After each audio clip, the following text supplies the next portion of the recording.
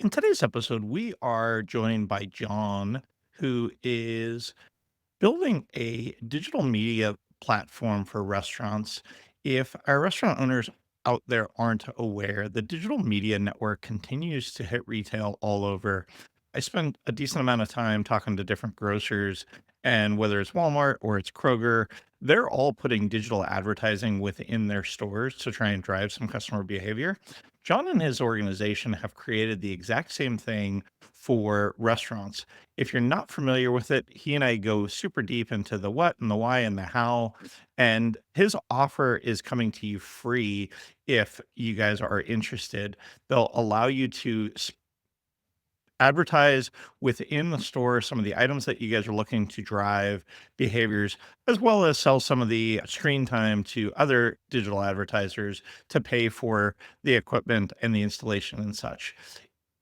I would encourage you all to educate yourself on digital media and digital advertising within your venues because there's lots of opportunities to not only drive the behavior you're looking for within your guest, but also the ability to help you increase your margins on the items that you're looking to push in ways that you traditionally might not have thought about it.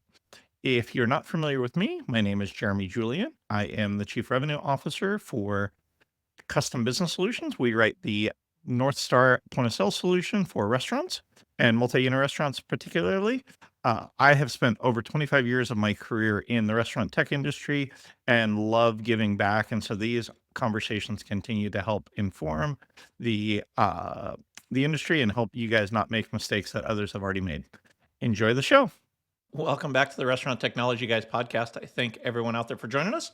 As I say each and every time, I know you guys got lots of choices, so thank you guys for spending some time this week with me. Today, we are joined by a guest that I'm excited for John to share a little bit about his background, where the idea came from, multiple time founders. I love entrepreneurial stories. And so I'm going to let John, why don't you introduce yourself to our group? Who is John? Where did you come from? And then let's talk a little bit about what you guys are building because I'm excited. And I think restaurants are going to be taken back with all of the stuff that you're doing because I think there's a lot of runway for it. And if people haven't already started exploring, it'll be cool to talk through that. But tell everybody a little bit of a story, your background, where you came from, and as well as some of the stuff that you've done in the past. Yeah, sure. First of all, thank you for this opportunity. Really excited to be here. And this is actually my first podcast. Really excited about this. I've been in the startup industry in the last almost 20 years now. Started with some local startups in Turkey, including Groupon. Back there, that's where I first got to meet hospitality businesses, bars and restaurants as a business partner. And then around 10 years ago, I moved to the US, worked on startups again. And this time it was mostly focused on digital out of home advertising, first on taxi tops, then in sports bars. I'm familiar with how the advertising works. And I was talking to a friend of mine who used to live in San Francisco. We were having a burger in a New York diner, and told him about the opportunities in the space. And he was like, "Why don't we start a business around this?" And we started talking. We started talking about how we can improve the margins of the businesses by allowing them to do better marketing at zero cost, build Mhm. the marketing operating system for these venues without charging them through advertising. We took the idea to some investors. They liked it, they liked the opportunity, and we launched Finch almost a year ago, early January last year. Wonderful. And I think by the time this comes around, it'll probably be celebrating your 1 year anniversary, which is incredible, especially in the startup space, because that's not easy trekking. For those digging a little bit for me, John, about what does digital advertising even mean? Because I think those that aren't in media and or in advertising and in marketing don't get it. They're used to seeing either TV ads, they see the Super Bowl ads or any of those kind of things. You talked about your history with advertising on the top of taxi cabs, but I think there's a very unknown commodity that's out there, which is the attention of the people that are already in your venue. So talk to me a little bit about what Finch is trying to solve for, because I think at the end of the day, we are going to all be hit with more and more of this type of digital engagement in venues as we continue to expand and continue to grow. Yep, yes, we definitely will be. if we can help it. Basically, digital out of home is advertising that's you have been used to on the buses, on the billboards, on the side of the road, on everything you see outside. Now it's getting digitized significantly. So like everything else. And venues has been a part of this too. Venues have been using digital signage solutions for a significant amount of time. They had the digital billboards in their venues, showcasing their offerings. What we are doing at Finch is bringing these digital billboards into the venues in a very cost-effective manner, basically at zero Hmm. cost. Training the venues on how to use them the best, how to improve their margins, get the customers to get return to the venue more frequently. So helping out with retention and revenue, their retention and revenue. And on the advertiser side, we are giving the brands access to an audience who's sitting in these venues for a significant amount of time. We are allowing them to be part of the conversation at the table, basically. I'd love to talk about what are people doing today? Because I think that all too often, at least in my experience, they're doing some form of advertising within the venue. You talked a little bit about digital menu boards, but if I'm at that sports bar, what are they doing today to both drive behavior and kind of talk to me about what is Finch solving, for lack of a better term? Because I think at the end of the day, you're going to get a lot of listeners that are like, I just have TVs and they're playing the basketball game or they're playing the football game and I don't really care. But at the end of the day, I think controlling the guest experience is a huge piece of what we talk about here on the show often, whether that's through the digital app or that's through advertising or that's through menu selection or how you're greeting your guests. There's so many different ways you're controlling the guest experience. What are people doing today when they don't have Finch? What does it look like? Talk us through just a standard environment as to who is a customer that you guys might go in and be able to change their world and turn it upside down if they do implement Finch.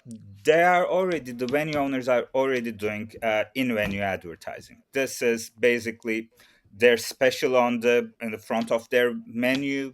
It could be flyers that they post up in the venue, showcasing their menu highlights, events they might be hosting. And there are like hundreds of venues in Brooklyn, where I live, that has all kinds of events. These could be open mic nights, these could be movie nights in the venue, and they try to advertise this using posters and other costly, both from a financial and human resource side, costly solutions. What Finch is doing is putting up a digital screen in the venue right next to Mm-hmm. the screens that are showing the basketball game.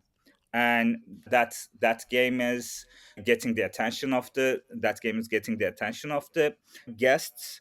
And right next to it, they're advertising, hey, get $5 drink special during the game.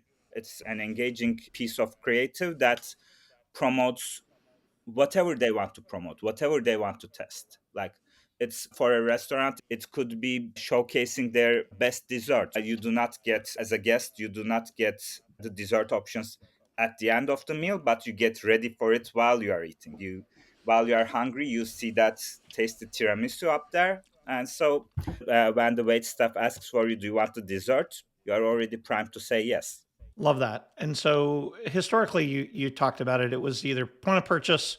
I've got a flyer. I've got a table tent. I've got menu insert, and or it was something that was a physical piece of paper or a poster that was posted on the board to try and drive guest behavior. You guys are flipping that all digital, and so before we go down, how can you guys deliver this at very little cost to the end user? For those that don't even understand how to create a digital ad that is going to do these things, how hard is it to go down that path? Because if I'm not a graphic artist, I'm not one of those people that understands how to go create these things. I've got my menu guy that's been doing my menus for the last 20 years. I tell them I'm doing the new chicken sandwich special. I'm doing the new tiramisu special. They give me a flyer that I can stick into my menu. They get all of that. As these things go digital, what and why, not even why, because I think I understand why.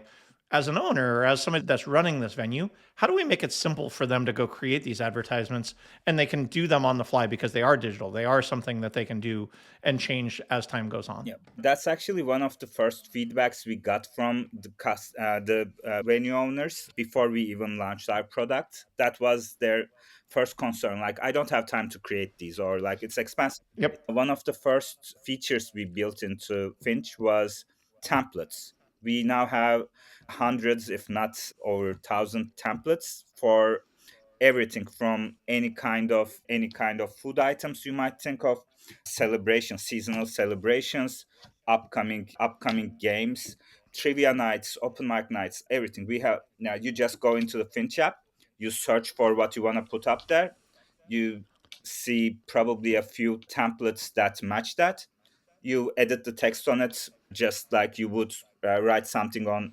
Instagram basically, and then put it up to your screen in 2 minutes, less than 2 minutes probably, once you get the hang of it. Love that. You talk about advertising. Or do you have clients that are using them for other things? Celebrating a bartender that's doing great, celebrating a guest that's a regular, any of those kind of things, or is it primarily just driving menu behavior, driving beverage behavior, those kind of things? The driving menu behavior is the most common use case, but we do see, depending on the vibe of the venue, we have seen venues that celebrate the birthday of a regular, which Hmm. it's a personalized experience. We have seen the stuff of the month, stuff of the week engagements that these venues create. So it's all possible with Finch. We are like, it's all up to, it's the screen experience belongs to the venue. They can put up whatever they want to up there, and we do see very creative use cases. I could see that. I remember years ago, I was in a taco place, and it was a unique taco place, and they actually had their Twitter feed on. And if you tag their Twitter, your tweet could come up with a picture of your sandwiches and those kind of things. And it was interesting. They ultimately had to take it down because they struggled because there was no there was nobody gatekeeping what people are Yep. posting, and now it's showing up on a venue, on a digital display within the venue. Talk me through, how do you guys deal with that? How do you guys deal with people not being able to hijack those televisions and send stuff to them? Again, I know that there's stories out there of people being able to hack into these things and display things. How are you guys getting around that? We work on a closed loop system. It's basically our hardware is tied to the TVs that we own and operate. So there is no third party reaching to these screens. It's all comes through our server.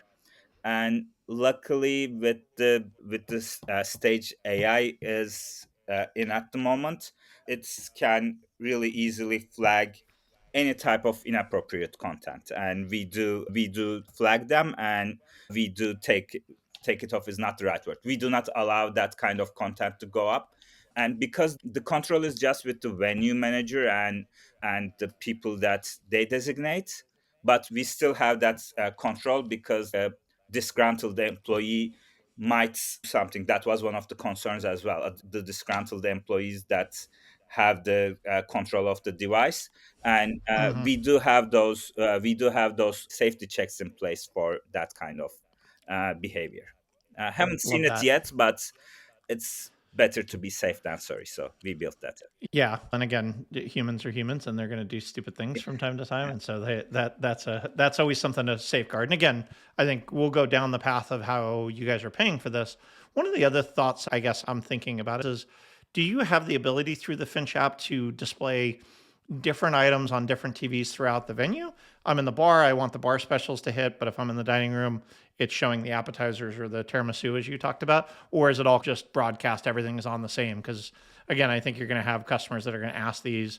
They've got two different parts of their venue that might be a little bit different. How is it that you guys are able to give them the ability to say something different on the different screens throughout the venue? So currently, it's a bit hacky. That's a feature we are working on. Okay, Designated different places in the venue to show different content. Currently, what we do is basically create a duplicate of the venue as if it was a new venue, and assign the TVs to different places. that makes So sense. Yeah, if that makes they sense. really need it, we have ways of doing it, but we are working on streamlining it. I love that. John, talk me through how can you do this at very little cost to the operators? Zero Because I cost. think, Zero cost. you've said zero cost a couple of times, and I know every time that we say that, people go, yeah, it's too good to be true. Help me understand how it is that you guys are doing that, because I think part of your monetization strategy is not necessarily different. It's just, it's not necessarily black and white through what you've shared so far. So explain to me how you guys do it at little or no cost to the operators, or no cost, like you keep saying. It's not rocket science because think of it this way: the internet as we know it is free. Like Mm-hmm. every product that you use, Google, Facebook, Instagram, whatever you use, is free to the end user because there are people, there are brands who's willing to pay a premium to appear on your feed, appear on a small part of your screen. Think of it that way. There are advertisers, there are brands who are willing to reach to these audiences. The guests in the bar is valuable for them. So Mm-hmm. they get to pay us for the privilege of reaching out to these venues and the guests in the venues so we can make our products for free, just like the Google does it for the rest of the internet. So help me understand, if I'm a, how much control do I have over those advertisers that are showing up in my feed? Because again, you and I talked pre-show about what percentage of the advertising is your own content versus how much of it you guys are selling out to advertisers. I guess first, let's talk through what is that ratio and how does that exactly work? And then me as a venue owner, if I'm exclusive to Coca-Cola, you definitely don't want Pepsi ads showing up in your venue, because that'd be really bad. I'm sure some of our listeners probably saw the Pepsi commercials with the sports cars running up to different well-known Coke places and doing that. But help me understand, how as a venue owner, how as a operator do I deal with that? We do, first of all, we do not accept ads from potential competitors like other local businesses that are in the hospitality business. That's Okay. one thing they have been really serious about. The biggest coffee chain in the US, in the world, has been advertising with us, and there have been a couple of venues that highlight their coffees did not want that. They can reach out to Mm-hmm. us, like they can reach out to us and we take it down. That's not thing that we encourage because at the end of the day we need to be a sustainable business. But Mm-hmm. if the venue really thinks that an ad is not fit for that venue for competitive reasons, for political reasons. We have been through an election cycle where we had politicians as our advertisers, and some venues were not okay with it. And it's their right. We don't, they say, we don't want politics in this venue. And we say, okay, we take it down. We hit a revenue hit, but at the end of the day, they know their audience the best. And if their audience is going to be turned off by these ads, we don't want that. You want to give them control of that, Yes. which makes sense. And I think that's one of those things that I know. We do business with a group that does have some digital advertising within their stores, but they happen to be a faith based organization and they don't want alcohol and drugs in their venues, so they would want to Yes. turn that off. You say it's free. Do you guys supply all of the hardware and the cabling and Yes. the electricity? Obviously, not the electricity. The venue needs to do that. Is that something that you guys help offset those costs to get them installed? Walk me through, what does an engagement look like if I'm a potential venue and I want to put in 6 digital advertisement screens, or is it just a single one? Talk me through. I'm one of those people that's sitting out here going, all right, I want to give John a chance. Let's go figure out how to make this happen. What does that look like and how does that work? So the first thing we do, like even when we are in the early talks with the venue, is to scout out the best locations to put those screens in, because we want them to be in impactful places where the guests could see them, engage with them, because we do supply every piece of hardware, the installation, and the software for free.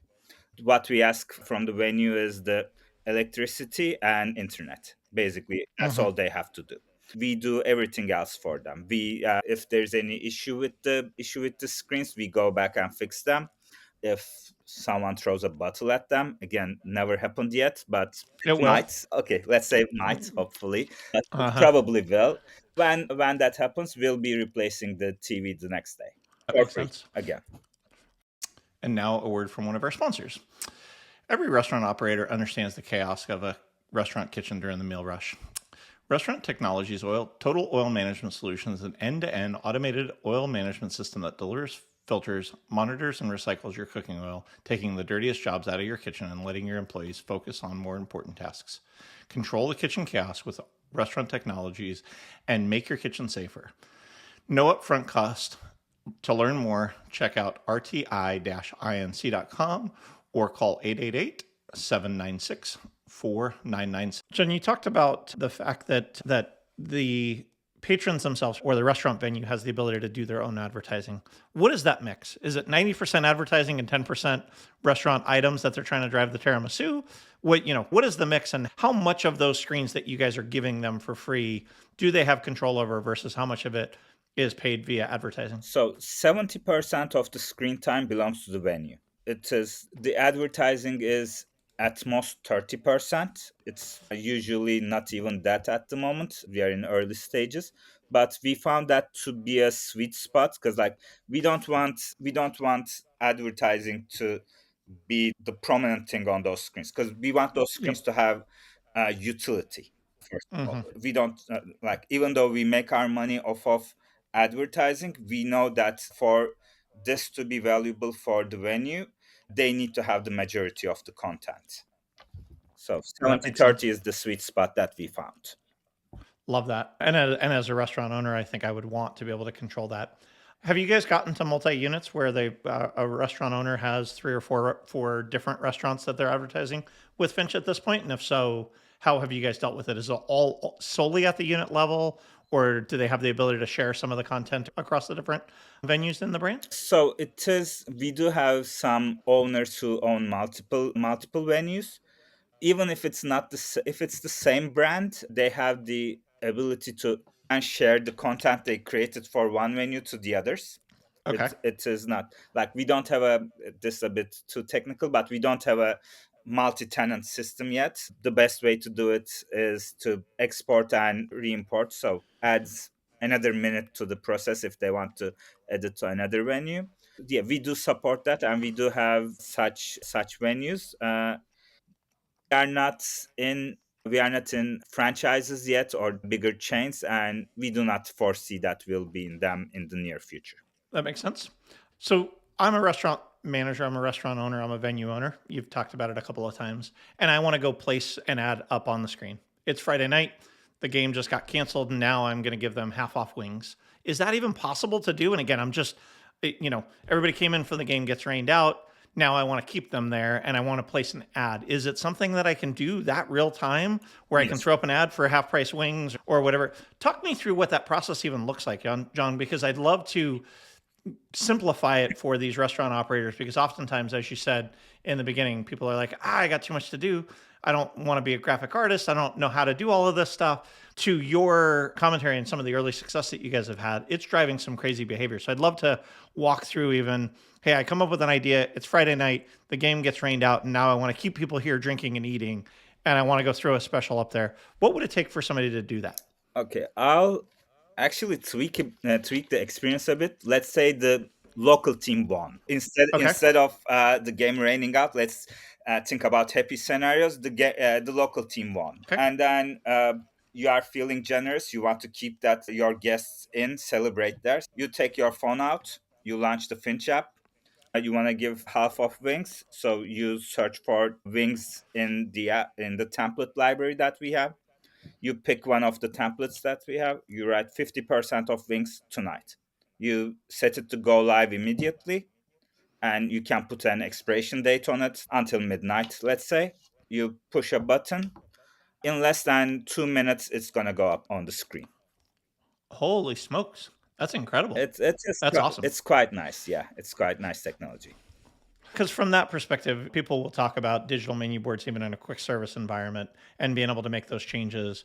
I think being able to do it in a full service venue, I continue to run into people going, oh, why would I want to have a digital menu board for sit down dining?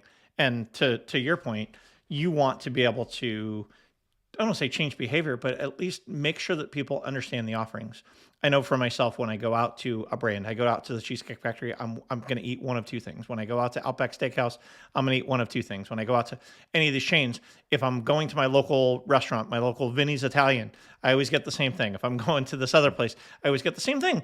We continue to want to grow our restaurant businesses and bar business. We need to be able to move people through the menu selection and have them ordering other things that might be either more profitable or easier to produce or any of those kind of things. So making that awareness, because sometimes in brands, I don't even open up the menu because I know exactly what I want when I get there. And so being able to change that behavior.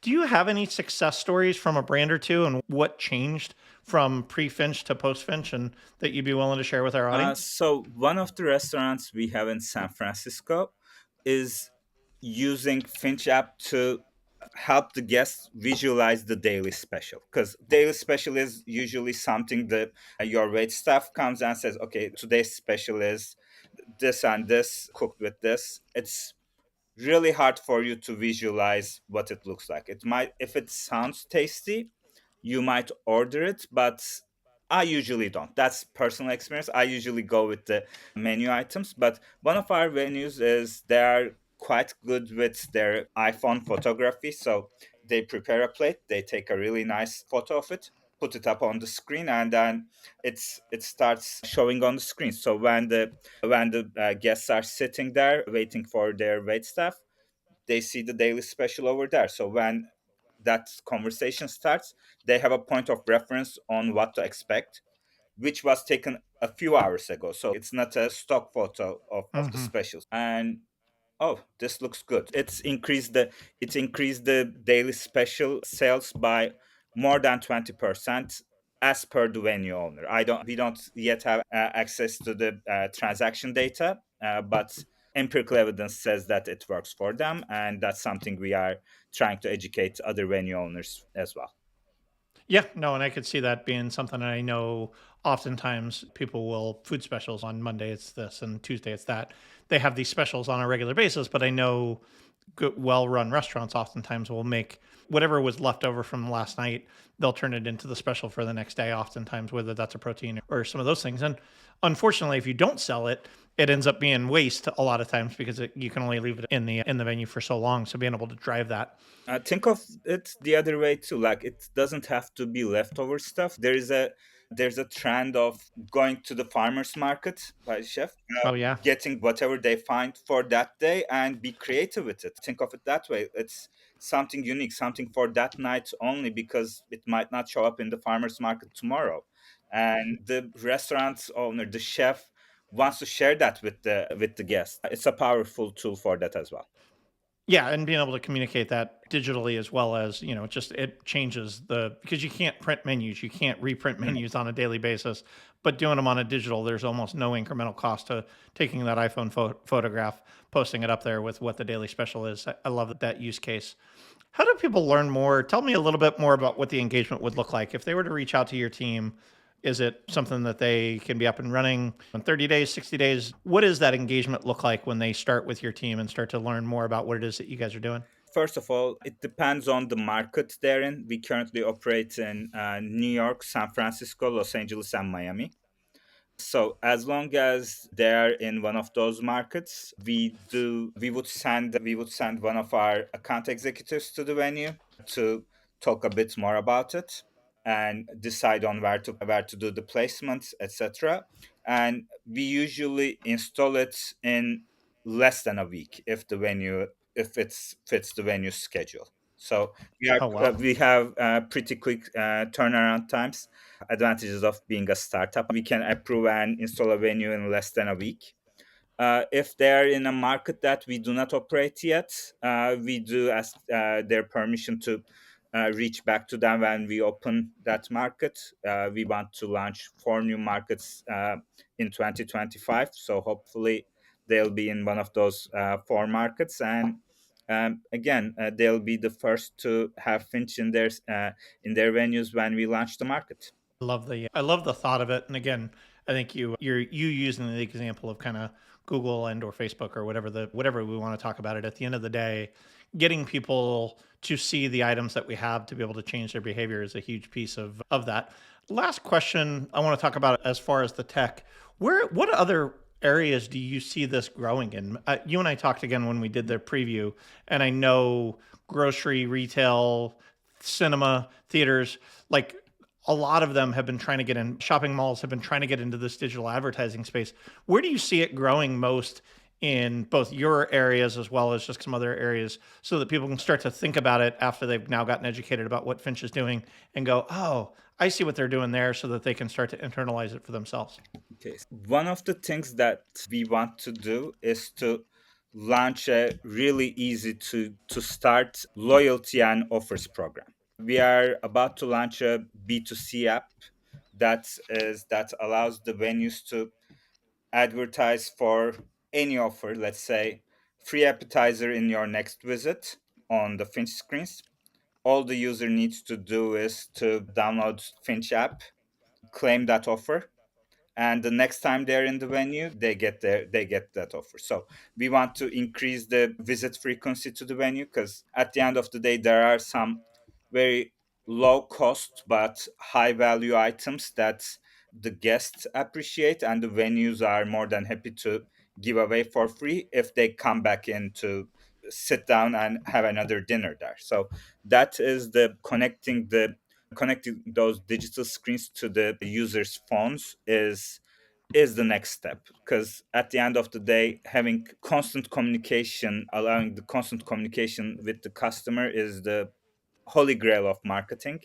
That's what we are trying to solve for as well, and that applies to every kind of business. I think the in-venue experience is great, Mhm. but you have to make sure that you bring both new people and the current guests back into the physical locations more frequently. And restaurants do not have the luxury of doing e-commerce. Yeah, Yeah. they could do food delivery, but it's not the same if they're selling you an It has experience. its own fair share of problems, as we've Uh, talked to multiple yes, guests in the past about. yes.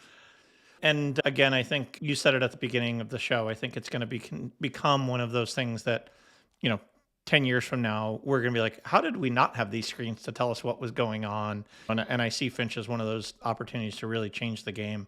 What else have we not shared with the audience that you think that they should think about and they should be learning about as they're either in one of these venues in these cities where you guys are, or as you guys are growing outside of the current venues that you guys are in, and they're starting to think about you guys coming to a city near them? What other things should they be thinking about that you might not have shared on today's show? We shared quite a bit, but like it does make sense to be in a network. And at Finch we want to build a network of these venues to give the small businesses a fighting chance against the giants. I think there's a real opportunity here, because like these kinds of tools are usually too expensive for SMBs to buy.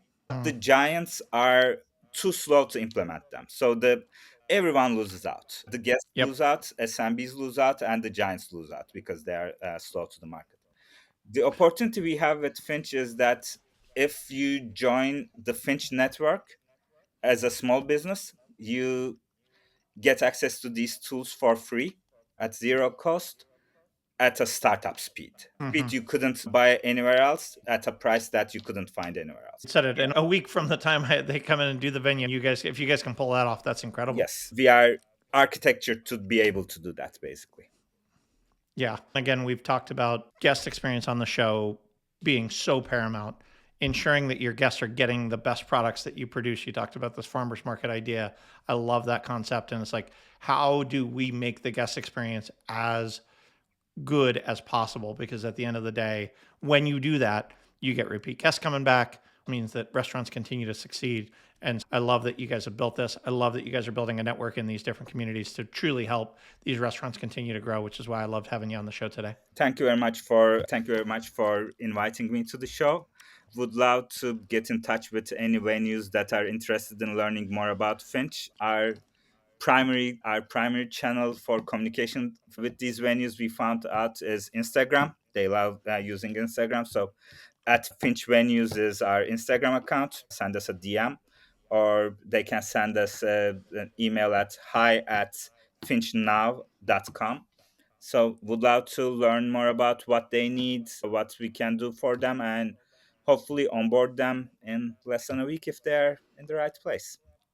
I love it. Thank you very much for continuing to solve the problem. Part of why the show exists is to help small operators to not make mistakes that ultimately cost them too much money, and it hurts their bottom line, hurts the guest experience. So I love what you guys are doing. I love the fact that so much of this stuff is getting digital. So thank you for creating the solution. To our listeners, guys, like I said at the beginning, you guys have got lots of choices. So thanks for hanging out with me today. Thanks, John, for sharing the vision of what it is that you guys are building and where it's going. And to our listeners, make it a great day. Thank you.